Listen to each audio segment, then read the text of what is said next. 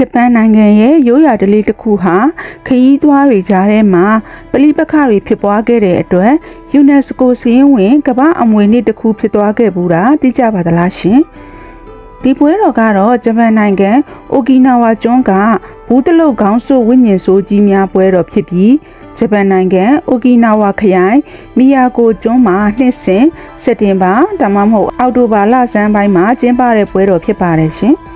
ဒီပွဲတော်ရဲ့တမိုင်းကအတော်လေးဆန်းပါတယ်လွန်ခဲ့တဲ့နှစ်ပေါင်းရာနဲ့ချီကမီယာကိုကျွန်းကမ်းခြေစီကိုပင်လယ်ရေလိုင်းတွေနဲ့အတူ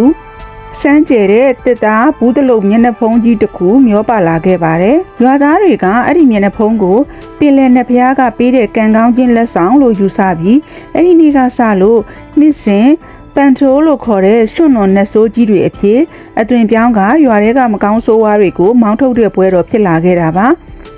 ပွဲတော်စားတဲ့နေ့မှာရွာတွေကလူငယ်3ယောက်ကိုနတ်ဆိုးကြီး3ကောင်အဖြစ်ရွေးချယ်လိုက်ပါတယ်။အဲ့ဒီလူငယ်3ယောက်ဟာရွာနားမှာရှိတဲ့အနက်အလွန်ဆိုးဝါးပြီးပုတ်ဆက်နေတဲ့ရှေးဟောင်းရွှွန့်တော်အိုင်ကြီးတဲ့ဆင်းပြီးတကူလုံးခေါင်းအစခြေအစုံရွှွန့်အမဲရောင်တွေလင်းကျန်ရပါတယ်။ပြီးရင်တော့ငပြောရွက်6တွေတောနယ်ပင်တွေကိုကိုမပတ်ခေါင်းပေါ်မှာတော့ဘူးတလုတ်တစ်သားမျက်နှာဖုံးအမဲကြီးကိုဆွတ်လိုက်တာဆိုတော့ရုပ်ထွက်ကတကယ်ကိုငရဲကတက်လာတဲ့မကောင်းဆိုးဝါးကြီးတွေနဲ့လုံးဝတူသွားပါတယ်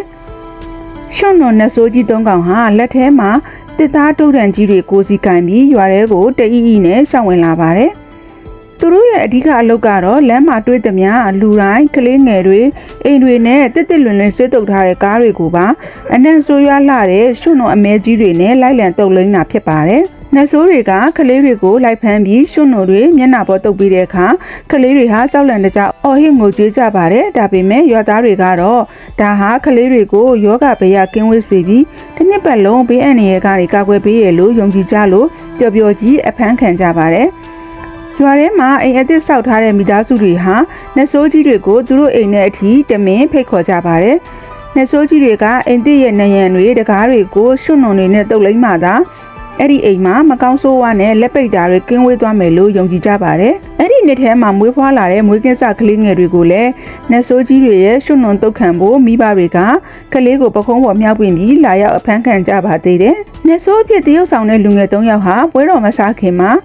ဘယ်သူပဲဝါဖြစ်တယ်ဆိုတာတရားလုံးကမသိကြပါဘူး။ပွဲတော်တစ်လျှောက်လုံးမှာနတ်ဆိုးကြီးတွေဟာစကားတခွန်းမှမပြောရပဲခြေလန်းအေးကြီးတွေနဲ့ပဲတွာလာရပါတယ်။ပွဲပြီးမှမျက်နှာဖုံးချွတ်လိုက်တဲ့အခါမှာပဲဘယ်သူဖြစ်တယ်ဆိုပြီးသိကြရတာပါ2000ပြည့်လွန်နှစ်တုန်းကခရီးသွားအချို့ကသူတို့ရဲ့တန်ဖိုးကြီးအဝတ်စားတွေကင်မရာတွေကိုရွှွန့်တော်တွေနဲ့လိုက်တုပ်တယ်ဒါဟာအနိုင်ကျင့်တာဆိုပြီးရဲစခန်းနဲ့အစိုးရစီတိုင်ကြားခဲ့ကြပါတယ်ဂျပန်အစိုးရကပွဲတော်ကိုစီကံတင်ချက်ဖို့ပိတ်ပင်ဖို့စ조사ခဲ့ပေမဲ့မီယာကိုကျွန်းကရွာသားတွေကဒါဟာငါတို့ရဲ့နှစ်ပေါင်းများစွာရိုးရာဖြစ်တယ်ဆိုပြီးတင်းကြပ်ကာကွယ်ခဲ့ကြလို့နောက်ဆုံး2018ခုနှစ်မှာယူနက်စကိုကဒီပွဲတော်ရဲ့စံပြပြီးထူးခြားလာတဲ့ယဉ်ကျေးမှုတန်ဖိုးကိုအသိမှတ်ပြုပြီးကမ္ဘာဒရက်မက်ယဉ်ကျေးမှုအမွေနေ့စရင်တဲ့သွင်းပေးခဲ့ရပါတော့တယ်ဒီပွဲတော်ကတကယ်ရိုးရာအယူဆဖြစ်ပေမဲ့အခုနောက်ပိုင်းခေတ်သစ်မှာတော့ခရီးသွားအခက်အခဲလေးတွေရှိလာပါတယ်ပွဲတော်ကြောင့်မသိတဲ့အပြင်လူခရီးသွားတွေသတင်းတောက်တွေရဲ့တန်ဖိုးကြီးကင်မရာတွေနဲ့အဝတ်စားတွေကိုနတ်ဆိုးကြီးတွေကရွှွန့်တော်တွေလိုက်တုပ်တာကြောင့်